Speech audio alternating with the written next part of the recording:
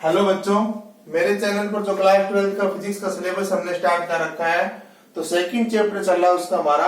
और आज जो टॉपिक है वो रहेगा work done to rotate a dipole in a uniform external field. ये एक्सटर्नल फील्ड है ई वेक्टर। हम क्या निकालेंगे, इस एक्सटर्नल फील्ड के अंदर हमें क्या करना है, किसी डाइपोल को, ये डाइपोल, ये नेगेटिव क्यू से पॉजिटिव क्यू की और इसके डाइपोल मोमेंट की डायरेक्शन, और हमें इसको क्या करना है, ये मान लीजिए कितना एंगल है, θ1। इनिशियली जो पी वेक्टर की डायरेक्शन अभी मैंने बोली, और पहले हम बहुत अच्छे से इसको डिस्कस कर चुके हैं, नेगेटिव क्यू चार्ज से पॉजिटिव क्यू की ओर। तो θ1 से लेकर आपको इसको कैसे रोटेट करना, कोई भी डायरेक्शन में मान लीजिए, जैसे हम यहाँ इसको एंटी क्लॉकवाइज रोटेट कर रहे हैं, तो रोटेट करने के बाद कोई सिचुएशन ये मान लीजिए ये नेगेटिव क्यू हुई और ये क्या है, पॉजिटिव क्यू, तो कितने एंगल के ऊपर आ जाता है, ये θ2। इसको मैंने डैश करके इसलिए बना दिया, एक सिचुएशन थी ओरिजिनल वाली, उसको हमने क्या बना दिया, एक को बोल्ड करके और एक θ2 तक ले आया तो उसको डैश करके, उससे वो समझाने के लिए केवल दोनों का बोल्ड बना सकते हो, उससे कोई ज्यादा फर्क नहीं पड़ेगा। तो अब देखो कि हम पिछले चैप्टर में फॉर्मूला ड्राइव कर चुके हैं, वो वीडियो आपने नहीं देखा है तो आप कीजिए उसको अच्छे से, कि जो टॉर्क है वो क्या लगता है डाइपोल पर, torque on dipole in uniform external field. देखिए फिर थोड़ा सा आपको याद दिला रहा हूं, हमने ये किया था कि इसके ऊपर ये कितना फोर्स लगेगा, Q E vector, positive Q charge के ऊपर, क्योंकि फोर्स क्या होता है, ये क्यू ई वेक्टर होता है, और क्यू यदि पॉजिटिव है तो फोर्स की और ई वेक्टर की डायरेक्शन सेम होती है। और यहां इसके ऊपर जो फोर्स लगेगा वो किधर लगेगा, इलेक्ट्रिक फील्ड के अगेंस्ट। तो इलेक्ट्रिक फील्ड हमारा राइट साइड में है और फोर्स कहां लगेगा, लेफ्ट ही। तो क्या देखा था हमने कि दोनों फोर्सेज जो हैं वो एक दूसरे को कैंसिल आउट कर देते हैं, तो नेट फोर्स कितना होता है यूनिफॉर्म फील्ड के अंदर, 0। लेकिन ये दोनों फोर्स हमने देखा था, और पूरा डेरिवेशन आप देख लीजिए, इसको इस तरह से मैंने समझाया था। मान लीजिए एक रोड है, दो फोर्स इस तरह से लग रहे हो, तो नेट फोर्स तो 0 है क्योंकि इक्वल एंड अपोजिट है फोर्स दोनों, लेकिन इनकी एक्शन ऑफ लाइन का मतलब जिस लाइन के अलोंग ये लगते हैं वो सेम नहीं है, तो दोनों फोर्स क्या प्रोड्यूस करते हैं, एक टॉर्क। और वो टॉर्क का क्या हमने फॉर्मूला निकाला था, Pe sin थीटा, ये आएगी इक्वेशन नंबर 1। अब देखो वर्क डन का क्या फॉर्मूला, देखिए now work done to rotate dipole, क्या लिखते हैं वर्क डन का फॉर्मूला, देखिए रफ में आपको इधर याद रखना, वर्क डन का फॉर्मूला ऐसे लिखते हैं ना हम, WF/dr R1 to R2।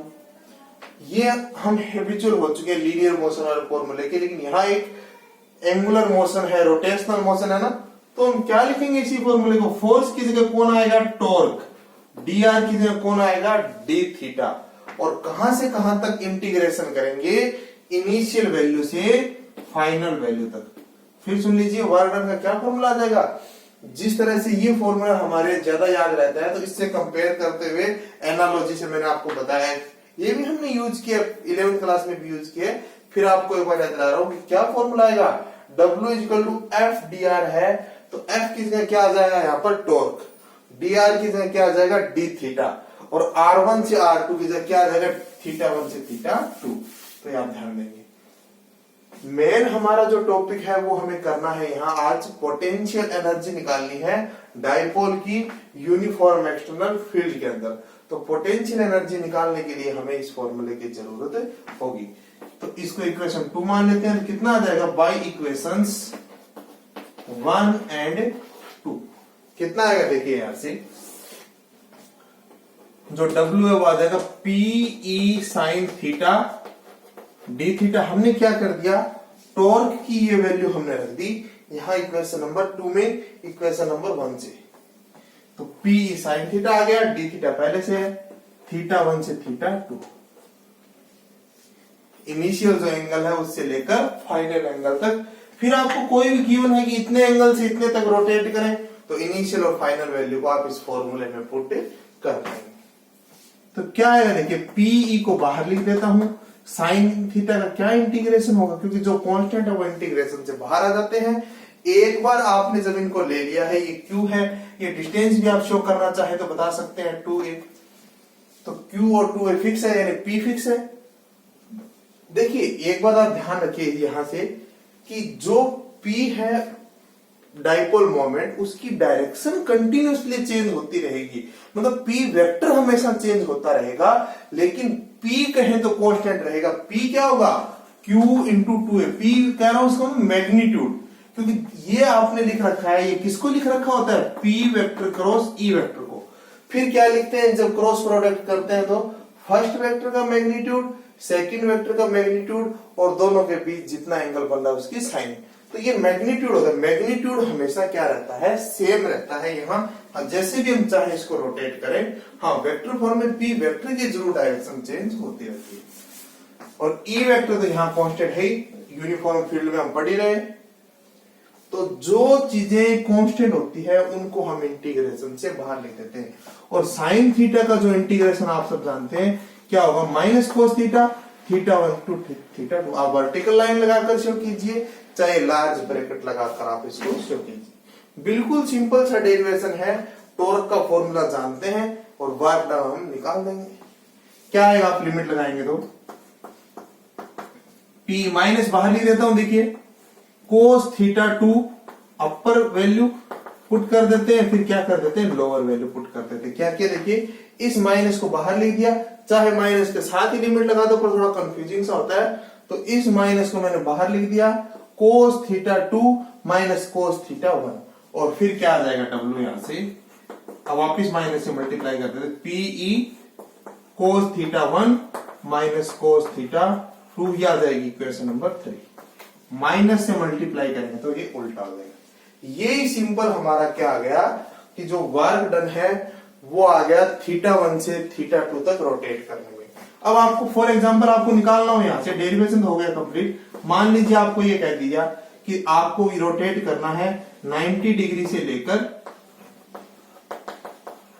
180 degree तक। कोई आपको एक सिचुएशन दे दी कि 90 डिग्री से लेकर 180 डिग्री तक रोटेट करना है, तो कितना आ जाएगा, देखिए इसके अंदर। अब चाहे आप एंटी क्लॉकवाइज रोटेट करो, चाहे क्लॉकवाइज रोटेट करो, कैसे भी रोटेट करो, फॉर्मूला एप्लीकेबल होगा। एंटी क्लॉकवाइज जब रोटेट करेंगे तो एंगल बढ़ता चला जाएगा, और क्लॉकवाइज जब रोटेट करेंगे, क्योंकि p वेक्टर की डायरेक्शन है ना, और जब आपको इस तरह से रोटेट करेंगे तो एंगल कम होता चला जाएगा। आपको इनिशियल और फाइनल वैल्यू दे रखी है, तो सिंपल आप ये फॉर्मूला पुट कर दीजिए। कितना आएगा, पीई कोस 90 थीटा 1 की वैल्यू और कोस 180 थीटा 2 की, तो कितना आ जाएगा, देखिए पीई कोस 90 तो 0 हो जाएगा, और माइनस और कोस 180 की वैल्यू -1 होती है, और माइनस माइनस कितने हो जाएंगे, प्लस हो जाएंगे।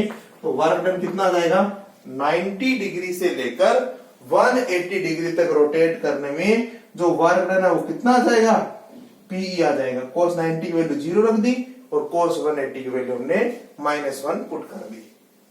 तो ये फॉर्मूला यहां से निकल कर आ गया हमारे पास कि जो डाइपोल को रोटेट करने में वर्क डन होता है वो PE cos theta 1 minus cos theta 2 होता है। आप इसको क्या करेंगे, याद रखेंगे, क्योंकि अब हम करते हैं आगे वाला डेरिवेशन। अब आप यहां से उतार सकते हैं। पहले भी मैंने बताया जब भी आपको उतारना हो आप वीडियो को पॉज करके उतार सकते हैं।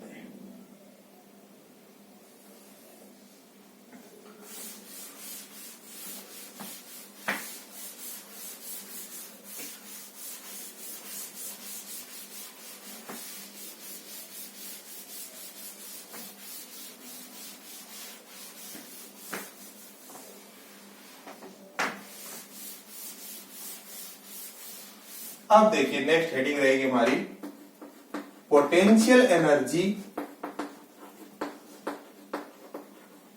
Of A dipole in uniform external field.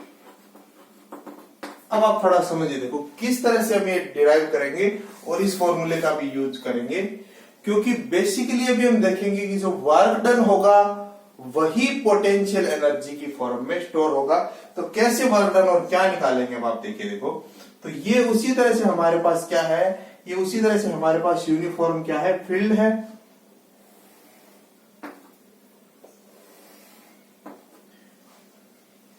क्या बताना है, पोटेंशियल एनर्जी ऑफ डायपोल। अभी आप 1 मिनट के लिए डायग्राम बनाएंगे नहीं, मैं समझाता हूं आपको।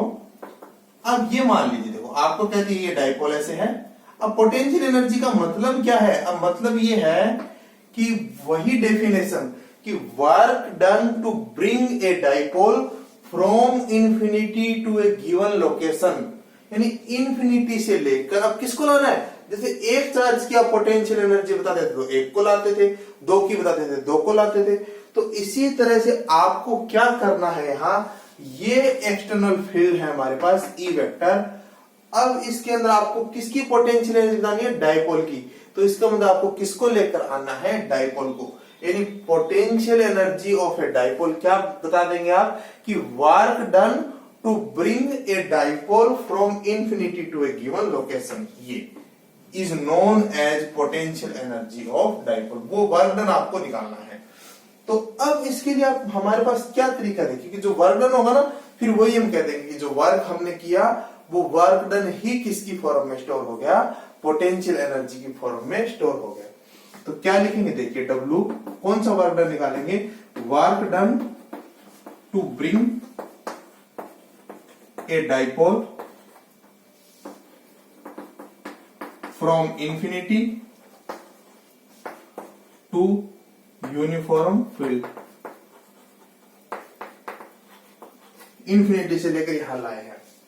अब इस वर्क डन को मैथमेटिकल पोर्शन को करने के लिए हम 2 पार्ट में कैसे डिवाइड कर लेते हैं, 2 पार्ट में। अब देखिए कैसे इसको डिवाइड कर लेते हैं, हम ये मान लेते हैं कि इंफिनिटी के ऊपर रखा था ये माइनस क्यू और ये प्लस क्यू, इसे शो करने की जरूरत नहीं, केवल समझाने के लिए बना रहा हूं कि ये इंफिनिटी पर कहीं रखे थे, ये ऐसे नहीं बनाने की जरूरत है डायग्राम में। तो इंफिनिटी पर कहीं रखे थे, तो 2 स्टेप हम क्या मानते हैं इसके समझाने के लिए कि पहले तो आप इसको कैसे लेकर आए, इसको आप पहले ये मान लीजिए ऐसे लेकर आए, ये माइनस क्यू और ये प्लस क्यू, कितने एंगल पर लाए हैं आप, इसका मतलब बताइए, जान करके आपको डायग्राम में समझाएं। क्योंकि देखिए फिर सुनिए कर क्या रहे, हमारी प्रॉब्लम थी कि वो थीटा एंगल पर है, मान लीजिए ऐसे है ये थीटा एंगल पर, तो थीटा एंगल पर ऐसे है, तो ऐसे डेरिवेशन नहीं हो पाएगा। तो इस डेरिवेशन को करने के लिए हमने क्या माना कि पहले हम इसको इस तरह से ले आए यहां पर, और लाने के बाद हमने इसको क्या कर लिया, रोटेट कर लिया थीटा एंगल के ऊपर। तो आप समझे मेरी बात को, तो मैं फिर से बना रहा हूं, देखिए आप ध्यान से थोड़ा देखेंगे कि हमने क्या किया। देखिए हमने ये किया कि इस डायपोल को हम इंफिनिटी से ला रहे हैं थीटा एंगल के ऊपर, तो सीधा मैथमेटिकली नहीं कर पाएंगे। तो बार बार मैं आपको बताऊं, पहले मान लिया 90 डिग्री पर ऐसे ले, 90 क्यों माना मैं समझाता हूँ आपको, और फिर इसको रोटेट कर दिया, तो हमारा काम 2 स्टेप अप बनेगी। ऐसा क्यों मान रहे हैं, आपको कुछ आइडिया लग रहा होगा। देखिए ऐसा इसलिए मान रहे हैं कि इंफिनिटी से आप ला रहे हो इस नेगेटिव क्यू को, और इंफिनिटी से पॉजिटिव क्यू को ला रहे हो, तो ऐसे 90 डिग्री तक लाने में टोटल वर्क डन कितना हो जाएगा, 0। क्यों होगा 0 बताइए, वो 0 इसलिए होगा, क्यों होगा 0, क्योंकि इस नेगेटिव को लाए तो जितना वर्क डन करना पड़ा वो नेगेटिव आएगा, तो यदि पॉजिटिव को लाएंगे तो उतना ही पॉजिटिव आएगा, और दोनों का जब टोटल निकालेंगे तो अपने आप ही कितना हो जाएगा, वो 0। समझ गए मैं क्या बता रहा हूं मैं आपसे, सिंपल आप ऐसा समझ लीजिए, ये रब है एक तरह सारा काम।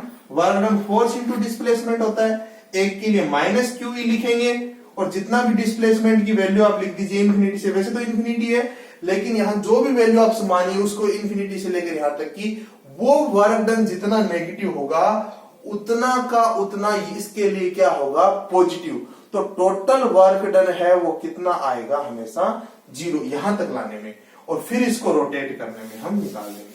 तो ये है। तो अब देखिए 2 स्टेप इसके बताता हूं मैं आपको। तो क्या लिखेंगे आप इसको, वर्क डन,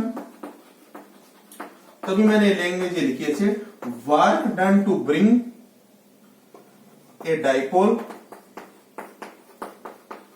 परपेंडिकुलर, एक तो परपेंडिकुलर आप इसको लाए हैं, work done to bring a dipole perpendicular to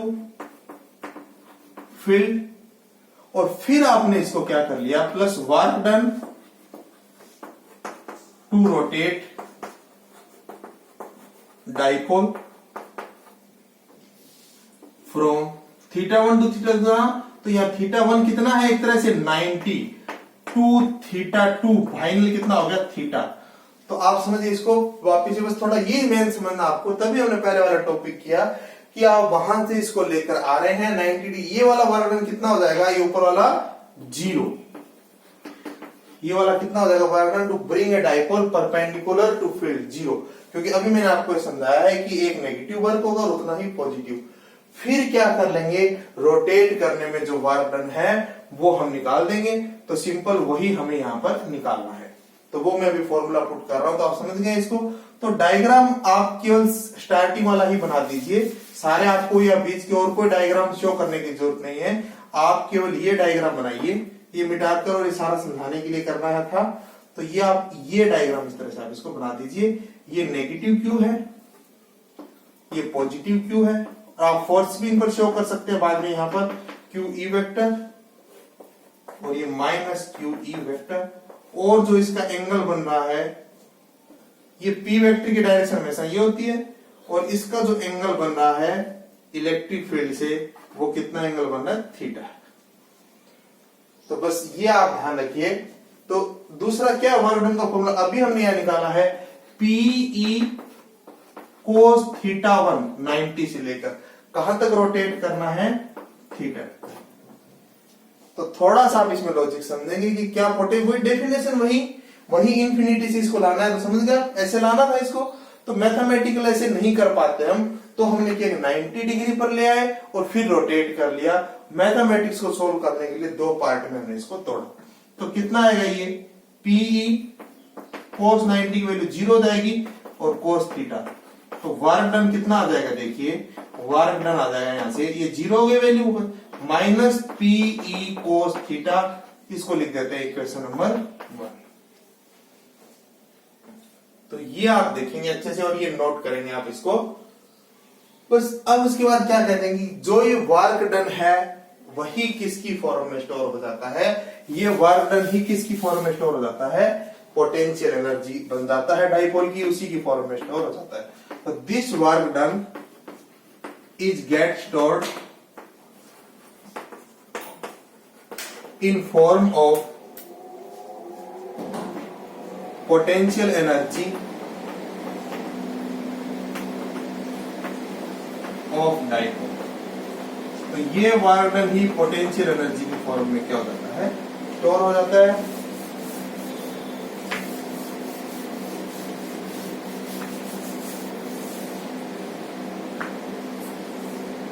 so potential energy आप क्या लिख देंगे, U क्या बन जाएगा, माइनस, बस यही पोटेंशियल एनर्जी बन जाएगा, U equal to minus PE cos theta, या ये बन जाएगा U equal to minus p vector dot E vector, क्योंकि डॉट प्रोडक्ट जब आप करते हैं तो A vector dot E B vector क्या होता है, ए बी कोस थीटा। तो उसी तरह से वापिस इसको करेंगे तो ये आ जाएगा पीई कोस थीटा। तो ये आप ध्यान रखेंगे, ये किसका फॉर्मूला है, जो डाइपोल है उसकी पोटेंशियल एनर्जी का फॉर्मूला है। अब एक बार मैं आपको यहां से बताना चाहता हूं, देखिए जब टॉर्क बताया था तब भी हमने डिस्कस किया था, यहां फिर आपको एक बात याद दिलाता हूं कि दो सिचुएशन बोलते हैं, कभी 1 मार्क में पूछते हैं, एक होता है स्टेबल इक्विलिब्रियम, दूसरा होता है अनस्टेबल इक्विलिब्रियम।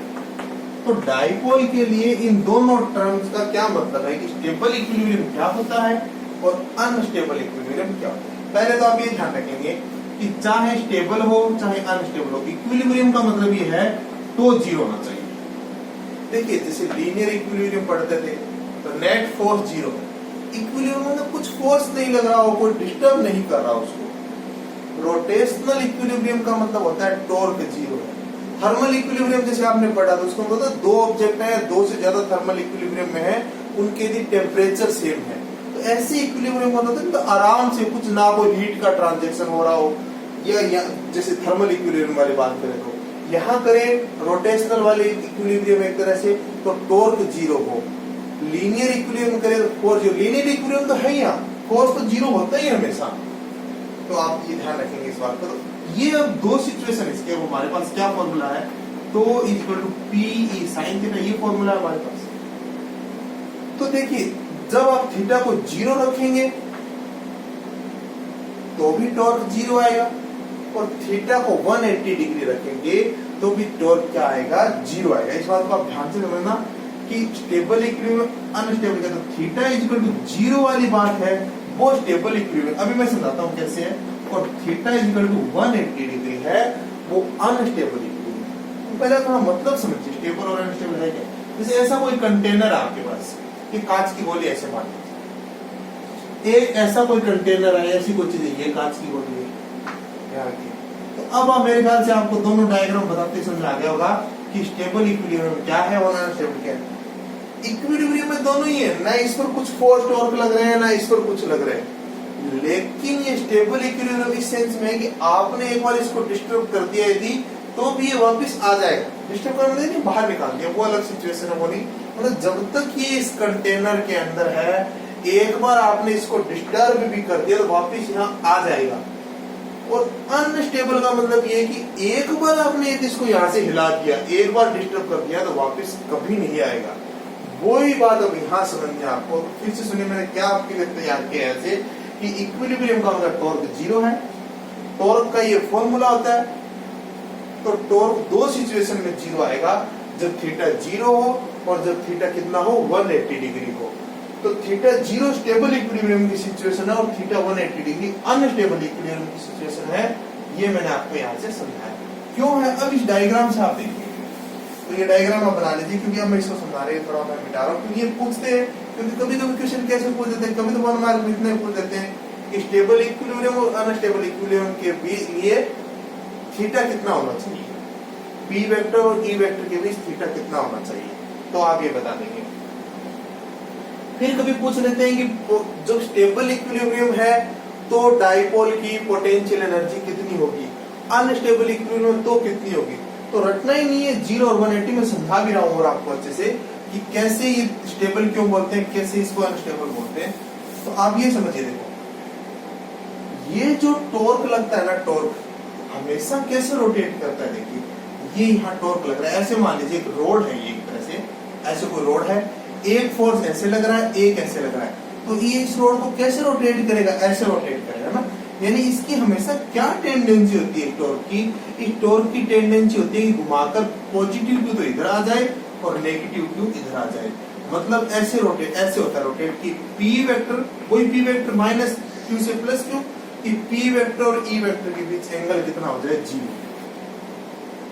तो आपने डिस्टर्ब भी कर दिया डाइपोल को, कैसे भी कर दिया, तो ये इलेक्ट्रिक फील्ड क्या करेगा, इसके ऊपर एक टॉर्क लगाएगा और टॉर्क लगाकर इसको वापस। लेकिन यदि ये सिचुएशन थी, देखिए इधर फिर से सुनिए, मैंने क्या बताया आपको, मैंने ऐसे समझाया आपको, ये रोड है, एक फोर्स इधर लग रहा हो, दूसरा इधर लग रहा हो, तो ऐसे रोटेट करेगा ना, तो पॉजिटिव क्यू इधर आना चाहेगा, यहाँ नेगेटिव क्यू इधर। मतलब इलेक्ट्रिक फील्ड हमेशा अपने अलाइन करना चाहेगा, अपने डायरेक्शन में इसको लाना चाहेगा घुमाकर। ये वाली बात है, ये याद रखना। तो थीटा इज इक्वल टू 0, मतलब डिस्टर्ब भी करने तो वापस ले आएगा, लेकिन ये सारा मिटा रहा हूं मैं, याद रखना। अभी आपको यदि फिर भी स्किप हो जाता है दिमाग से तो आप वीडियो को वापस करके देख सकते हैं। अब उल्टा कर दिया, देखिए इधर पॉजिटिव क्यू है, इधर नेगेटिव क्यू है, ये है सॉरी इधर नेगेटिव क्यू है, इधर उल्टा करना है ना इस बार। तो ये है नेगेटिव क्यू से पॉजिटिव क्यू की डायरेक्शन, उल्टा करके सोचता है, वो तो सोच ही रहते हैं। ये ऐसा है, ये इस तरह से। अब है थीटा 180 डिग्री, क्योंकि ई वेक्टर के और पी वेक्टर के बीच एंगल। अब यहां तक तो ठीक है, जब तक ऐसे है तो वो अनस्टेबल इक्विलिब्रियम है। अनस्टेबल अब इस सेंस में कि यदि आपने डिस्टर्ब कर दिया थोड़ा सा भी, चाहे कैसे भी इसको घुमा दिया, मान लीजिए ऐसे घुमा दिया आपने इसको, पॉजिटिव टू इधर चला गया और नेगेटिव टू इधर आ गया। आपने ऐसे इसको कुछ घुमा दिया, ये नेगेटिव टू इधर आ गया, पॉजिटिव इधर आ गया। अब देखिए अब क्या होगा, अब इलेक्ट्रिक फील्ड वापस इसको ऐसे नहीं लाना चाहेगा, ऐसे वो क्या लाना चाहेगा, अभी जो समझा रखा है वो। अब जैसे ये होगा, इसके ऊपर फोर्स लगेगा उधर, इधर पॉजिटिव के ऊपर और नेगेटिव के ऊपर इधर। अब देखिए रोड है ऐसे, ऐसे वाली, एक फोर्स इधर लग रहा है, एक इधर लग रहा है यहाँ पर। तो ये इसको वापिस से घुमाकर कैसे लाना चाहेंगे कि नेगेटिव को इधर आएगा, पॉजिटिव को इधर। मतलब एक बार आपने इसको यहाँ से डिस्टर्ब कर दिया तो वापस कभी भी ये नहीं अपनी सिचुएशन में आएगा। तो हमेशा आपको ये दो चीजें ध्यान रखनी है। और स्टेबल इक्विलिब्रियम है तो पोटेंशियल एनर्जी कितनी होगी बताइए, क्या लिखेंगे? पोटेंशियल एनर्जी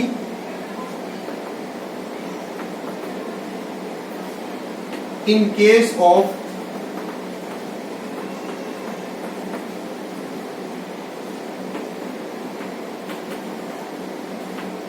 स्टेबल इक्विलिब्रियम, ये ध्यान रखना आपको, theta is equal to zero. U कितना आ जाएगा? Minus P E cos zero, तो कितना आ जाएगा? यू आ जाएगा यहां से माइनस पी ई, यह आ जाएगी इक्वेशन नंबर 4। ये ध्यान रखना आपको, 1 मार्क में बहुत बार पूछते हैं, अभी तो सीबीएसई में 1 मार्क के क्वेश्चन आने शुरू हुए उसमें। और इसी तरह से पहले भी ये कभी 1 मार्क के जो क्वेश्चन आते थे, अब तो ज्यादा आने लगे, उनमें भी बहुत बार ये पूछे गए क्वेश्चन ये वाले। Potential energy in case of unstable equilibrium, तो U कितना आ जाएगा? माइनस पीई कोस 180 डिग्री। कोस 180 डिग्री की वैल्यू -1, तो U कितना आ जाएगा? पीई, ये आ जाएगी इक्वेशन नंबर 5। तो ये ध्यान रखिए, इस सिचुएशन के अंदर कितनी आई है ये स्टेबल इक्विलिब्रियम की सिचुएशन के अंदर? माइनस पीई, तो जो कि मिनिमम है। और अनस्टेबल इक्विलिब्रियम के अंदर कितनी आई है? पीई। तो आप वैसे भी आप हमेशा जानते हैं, जितनी पोटेंशियल एनर्जी कम होती है वो सिस्टम उतना ही ज्यादा स्टेबल होता है। क्योंकि सिंपल सा देखिए, मैंने आपको लाइफ से भी आप रिलेट करेंगे, हमारे अंदर एनर्जी कम है तो हम स्टेबल रहेंगे, बीमार हो जाएंगे, एनर्जी लेवल डाउन जब पड़े रहेंगे भाई, और जितनी ज्यादा एनर्जी है उतना उछलेंगे। वही बात है कि हमेशा यहाँ फिजिक्स में भी आपको ध्यान रखना, जितनी एनर्जी कम होगी वो सिस्टम उतना ही स्टेबल होगा। चाहे न्यूक्लियस से इलेक्ट्रॉन बाउंड वो सिस्टम देख लो, चाहे मून है वो अर्थ के चारों रिवोल्यूशन कर रहा है, उन दोनों का सिस्टम देख लो, कहीं भी देख लो, जितनी कम एनर्जी होगी उतना ही ज्यादा बाउंड रहेगा। न्यूक्लियस के चारों इलेक्ट्रॉन रिवोल्यूशन कर रहा है, जैसे जैसे वो ऊपर जाता है एनर्जी उसकी बढ़ती चली जाती है, और बाउंड उतना ही कम होता चला जाता है वो न्यूक्लियस से, क्योंकि दूर चला जाता है ना, फर्स्ट से सेकंड ऑर्बिट में गया, सेकंड से थर्ड में गया, तो एनर्जी बढ़ती चली जाती है। बोर का मॉडल आपने पढ़ा है, हम भी उनको फिर से पढ़ेंगे, न्यूक्लियर वाले चैप्टर, एटम वाले चैप्टर है जो 12 चैप्टर एटम और 13 चैप्टर न्यूक्लियर, बातों को हम डिस्कस करेंगे उसके अंदर। तो जितना वो दूर चलता चला जाता है उतनी उसकी एनर्जी बढ़ती चली जाती है वहां, तो स्टेबिलिटी कम होती चली जाती है। एनर्जी जितनी कम होगी पोटेंशियल एनर्जी, उतना ही स्टेबिलिटी सिस्टम की ज्यादा होगी, ध्यान रखिए। तो आज आप अच्छे से कीजिए इस टॉपिक को, कल हम नया टॉपिक करेंगे। और कोई भी आपको डाउट हो तो आप कमेंट बॉक्स में लिख दीजिए, और अभी भी आपने मेरा चैनल सब्सक्राइब नहीं किया तो कर दीजिए, और बेल आइकन भी प्रेस कर दीजिए, ताकि जैसे मैं वीडियो अपलोड करूँ आपको उसका नोटिफिकेशन मिल जाए। आज का वीडियो देखने के लिए थैंक यू।